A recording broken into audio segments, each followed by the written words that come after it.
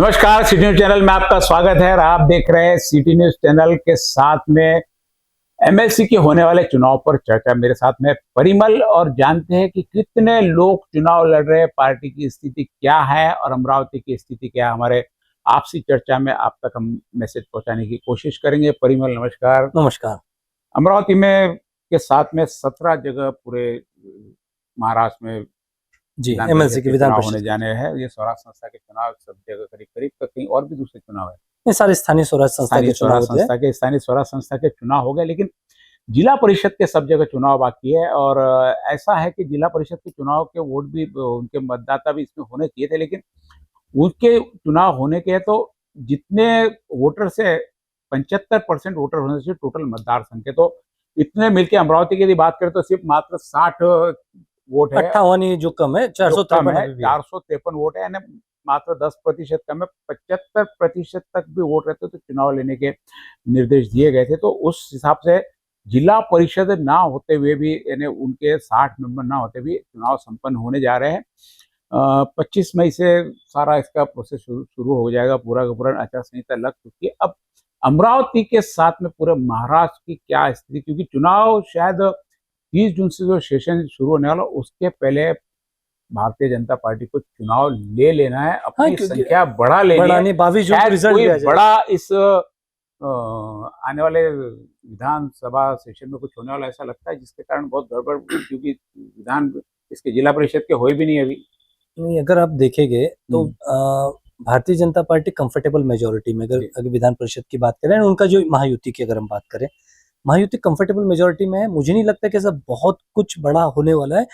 हाँ, ये हो सकता है कोई ऐसा कोई एक अधिनियम में, नियम में कुछ ऐसा पास करा ले जिसको शायद लेकर बीजेपी बहुत कंफर्टेबल हो, लेकिन अन्य अनकंफर्टेबल हो। तो हो सकता है कि इसके कोई, क्योंकि ये उस गर्त में क्या छिपा है अभी तो कहना मुश्किल है। लेकिन अगर हम इस इलेक्शन की पूरी बात करें, जो 25 मई को से शुरू होगा, 25 मई को आप वहां पे प्रोसेस शुरू होगी और 1 मई को आपको 1 जून को आपको उसमें ये करना है कि नाम देना है और 4 जून को वापसी है।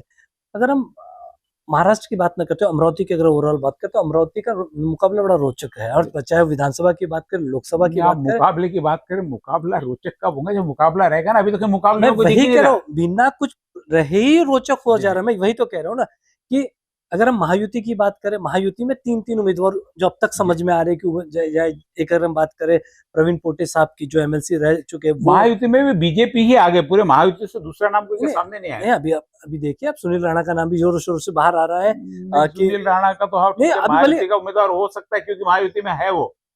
मैं वही क्या, महायुति में ही अंदर से 3 नाम आ रहे हैं, धांडे साहब है, तो जो भी ये इस तरीके से। और दूसरी तरफ जो उनका विपक्ष है, हम बात करें खासकर कांग्रेस की या उसके समर्थित यूबीटी या फिर शरद पवार के गुट की, तो वहां कोई ऐसी हलचल दिखाई नहीं दे रही। पर ऐसा समझ आ रहा है कि यशोमती ठाकुर इस समय मुंबई बैठी है और शायद वो अपनी एमएलसी के खामोशी तो नहीं लगती कि एकदम से आके बहुत बड़ा संख्या बल, अगर हम देखें संख्या बल भी उनके मुफीद नहीं है। अगर विपक्ष की बात करूं, हम बात कर रहे थे 2 दिन पहले की संख्या बल सारी डिपेंड पैसा पे। पैसा जो ज्यादा फेंकेगा वो, पीछे बार देखा कि हमने कांग्रेस के भी सारे वोट बीजेपी की तरफ चले गए, लेकिन कभी ये नहीं देखा कि बीजेपी के वोट कांग्रेस की तरफ गए। ये मौका नहीं मिला ना अभी। सामने यदि कोई ताकतवर आता तो वो भी शायद कोशिश हो सकती है। मुझे उसमें थोड़ी सी संभावना कम नजर आती है।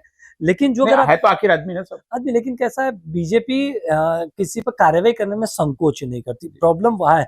अभी अगर आप राज्यसभा के इलेक्शन देखेंगे तो कांग्रेस के उम्मीदवारों ने खुलेआम क्रॉस वोटिंग की, पर उन पे किसी पे कोई कार्रवाई नहीं हुई।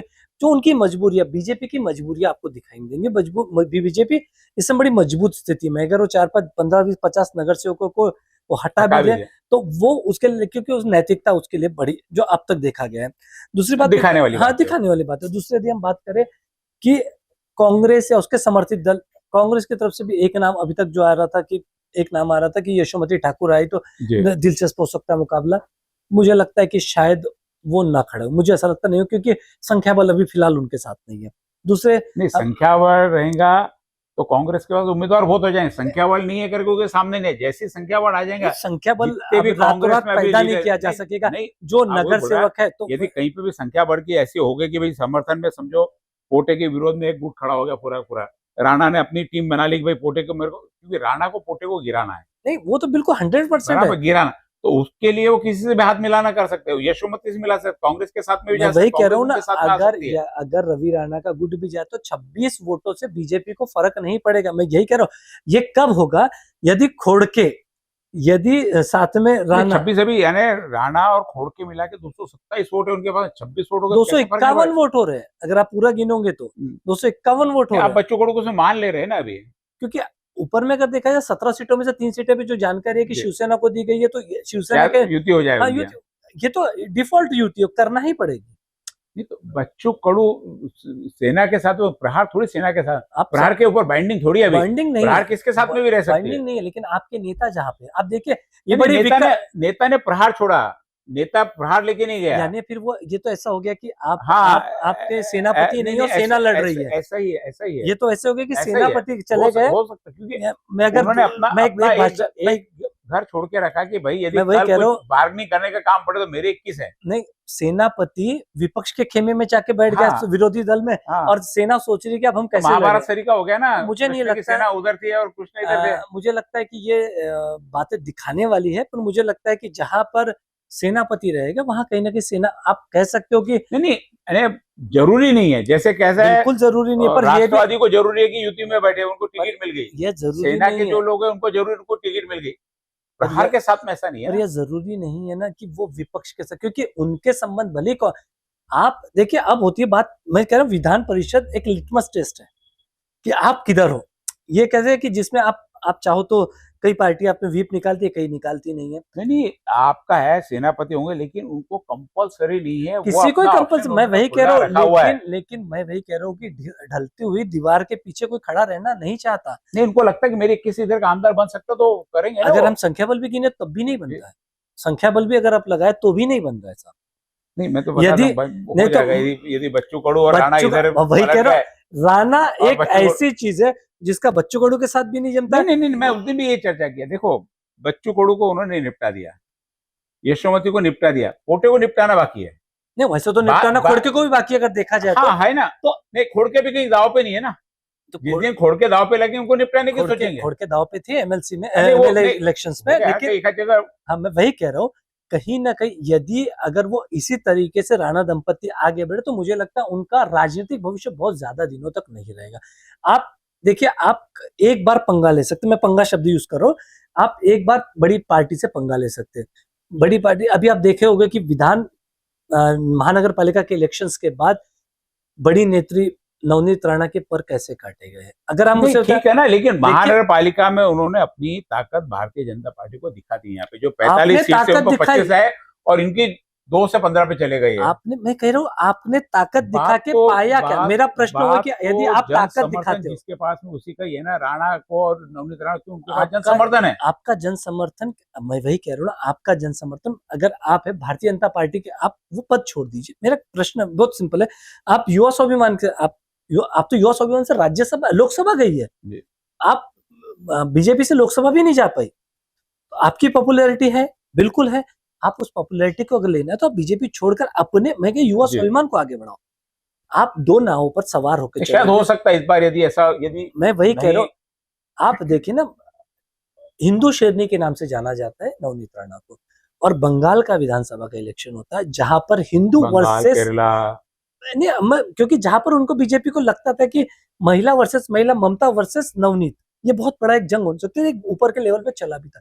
बट आप पूरे इलेक्शन में कहीं बताइए कहां पर उन्हें लिया गया, स्टार प्रचारक बनी, क्यों नहीं बन पाई, जबकि सबको ऐसे कि वो स्टार प्रचारक बनेगी। मैंने वही कहा, भारतीय जनता पार्टी छोटी छोटी चीजों पर भी आकलन करती है, वो अपने वॉच रखती है। आपने महानगर पालिका में जो किया उसका खामियाजा आपको राज्यसभा, पिछली बारी जब देवा मुख्यमंत्री आए थे, उन्होंने राज्यसभा के उनको खाली बाद काफी दिनों तक नहीं रहेंगे, ये भी कहा गया था। लेकिन उसके बाद भी, क्योंकि कोई भी पार्टी आपका डिवोशन चाहती है, आपका समर्पण किस हद तक है वो देखेगी। यदि आप ढुलमुल रहे, जैसे अभी कहा जा रहा है कि यदि यशोमती लड़ती है तो, और अगर यहाँ से ये तो हो सकता है, पोटे का तो हो सकता है कि राणा दंपति ये, मैं वही कह रहा हूँ, पोटे के खिलाफ में ये क्षणिक है, मैं बार बार वही, क्षणिक तक आप पालोगे, पर आप लंबी रेस के घोड़े नहीं बन पाओगे, क्योंकि कहीं पर भी समर्पण, एक पार्टी कहीं पे समर्पण और भी एक दूसरी भी सम्मान बताते हैं। रवि राणा और देवेंद्र फडणवीस से संबंध अच्छे हैं। रवि राणा को प्रेशर करके देवेंद्र फडणवीस ने भी इनको चुना के लाना पड़ता, ये शब्द डाल दिया। रवि राणा ने बोला कि हाँ मैं पोटे को चुना के लाता पोटे के साथ में, तो मेरे ख्याल से लगता है कि जहाँ ऐसा श्रेय लेने की बात आएंगे खोड़ के बाजू में हो जाएगा। देखिए खोड़के के पास कंपनशन क्या है आप समझिए। खोड़के अगर महायुति के घटक है तो उनके लिए कंपनशन है।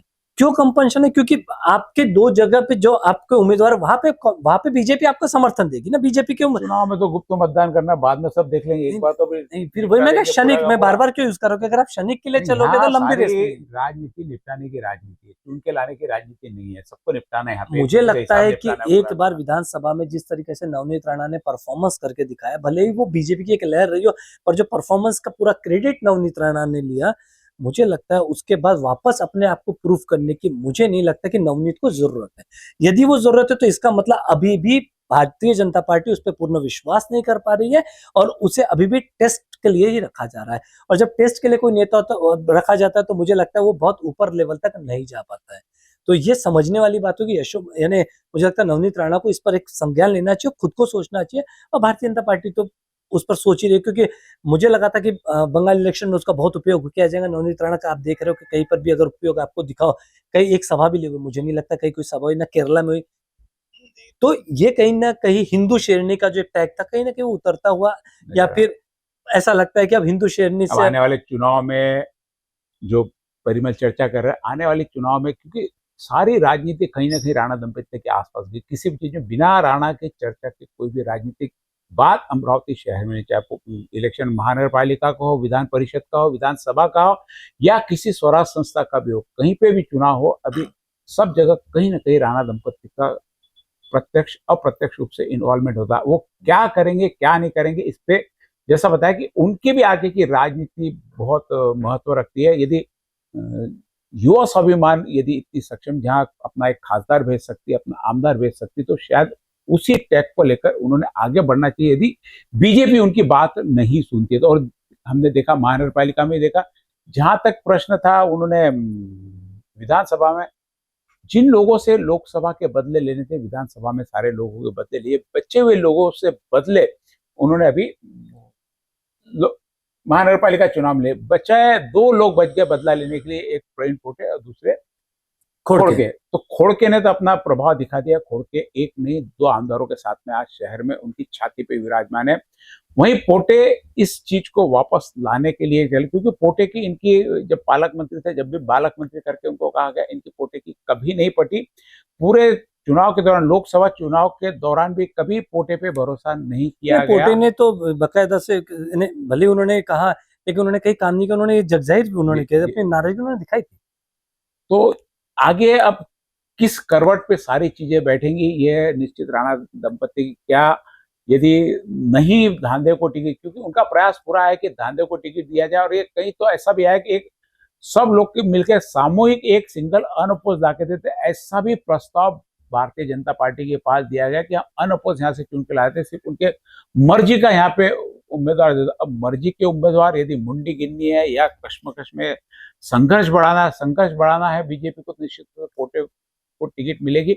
और यदि धांधे को टिकट मिलती है एमएलसी की, तो राणा दंपति पूरी ताकत लगाएंगी कि उनको टिकट मिले। उस परिस्थिति में भी क्या पोटे इंडिपेंडेंट चुनाव लड़ेंगे? मुझे लगता है हाँ लड़ेंगे।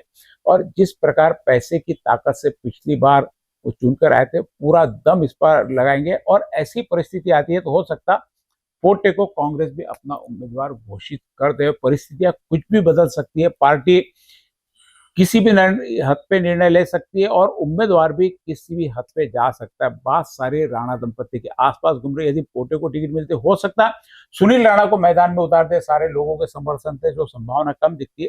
राजनीति में कुछ भी कहा नहीं जा सकता। आज पोटे है, कल सुनील राणा भी उम्मीदवार हो सकते हैं।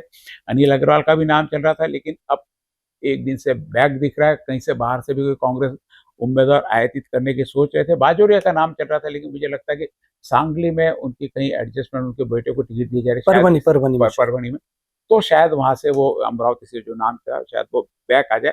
आने वाला समय क्या बताएगा, आप लगातार हमारे साथ में जुड़ते रहिए। लगातार अपडेट हम देते रहेंगे कि विधान परिषद में क्या चल रहा है और किसकी संभावना, आज की तारीख में देखा जाए तो पोटे की 1 नंबर की संभावना टिकट मिलने की, और टिकट मिलने के साथ में जीत के आने की भी। यदि कांग्रेस ताकत से प्रयास नहीं करती तो प्रवीण पोटे को जीता हुआ समझा जा सकता है। नमस्कार।